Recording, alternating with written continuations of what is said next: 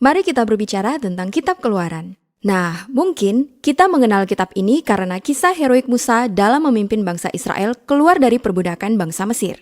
Ya, tapi itu adalah bagian pertama dari kitab ini. Bagian kedua berkisah tentang Musa memberikan 10 perintah Allah kepada bangsa Israel beserta dengan cetak biru pembuatan kemah suci. Lalu di tengah-tengah ada kisah yang menghubungkan kedua bagian ini dan semuanya terjadi di kaki sebuah gunung yang sangat terkenal. Oke, mari kita mulai dari awal.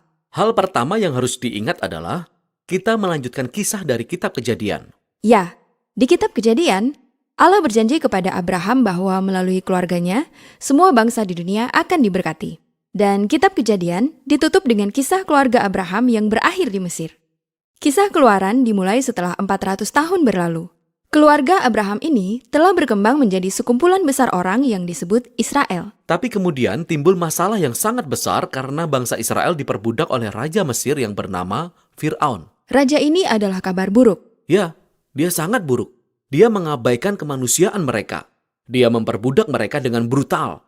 Dia bahkan memerintahkan agar semua anak laki-laki bangsa Israel dibunuh dengan cara dibuang ke Sungai Nil. Dia ingin membinasakan umat Israel. Sejauh ini, dia adalah karakter terburuk dalam Alkitab.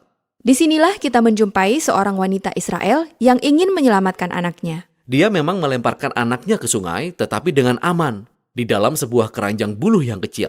Lalu, putri Firaun menemukan bayi ini dan mengambilnya sebagai anak. Anak inilah yang kemudian tumbuh menjadi Musa, orang yang akan menyelamatkan bangsa Israel dari perbudakan. Jadi, Musa bertumbuh besar. Dan suatu hari, dia memiliki perjumpaan yang aneh dengan Allah, di mana Allah datang dalam semak yang terbakar.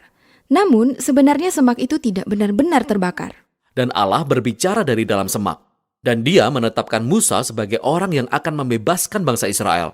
Lalu, Musa pergi menghadap Firaun dan menyampaikan pesan bahwa Allah ingin umatnya dibebaskan. Dan Fir'aun menertawakan Musa. Siapa itu Allah Yahweh? Bahkan, Fir'aun sangat tersinggung dengan permintaan ini sehingga dia memutuskan untuk membuat bangsa Israel bekerja semakin keras. Musa yang patah semangat kembali menemui Allah dan berkata, "Dengar, rencana ini tidak akan berhasil." Tetapi Allah mengulangi janjinya untuk menyelamatkan mereka. Malahan, disinilah untuk pertama kalinya di dalam Alkitab kita mendengar kata penebusan.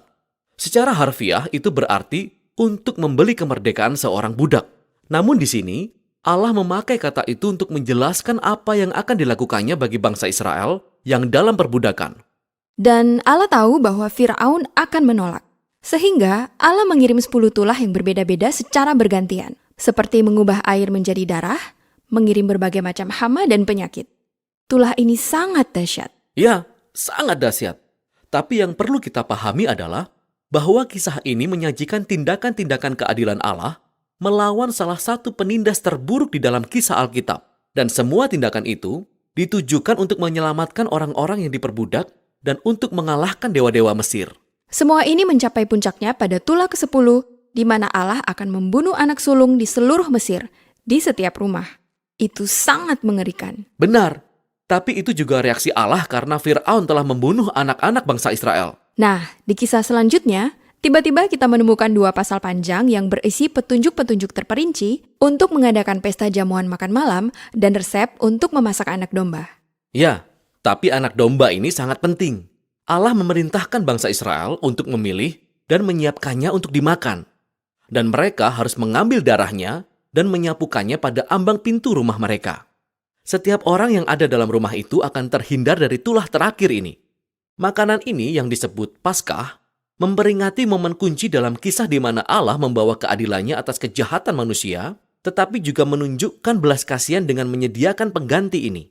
Tulah terakhir ini membuat Firaun marah, dan dia meminta Israel keluar dari Mesir, dan ini sangat bagus. Namun, tiba-tiba ketika bangsa Israel beranjak pergi, Firaun berubah pikiran. Hatinya berubah. Namun kita juga diberitahu bahwa Allah mengeraskan hati Fir'aun.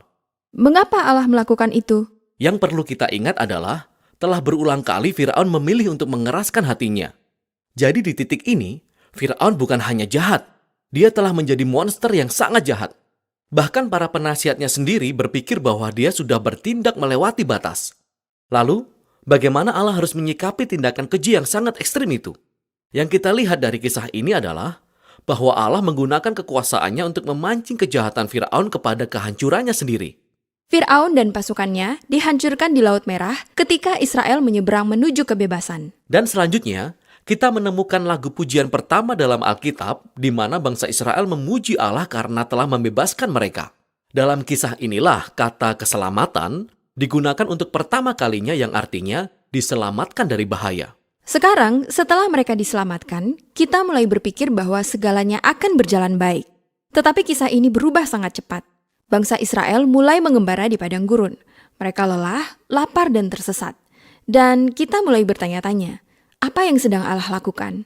Untuk apa mereka diselamatkan? Kita akan menemukan jawaban atas pertanyaan itu pada kisah selanjutnya yang menjadi penghubung dari dua bagian dalam kitab ini.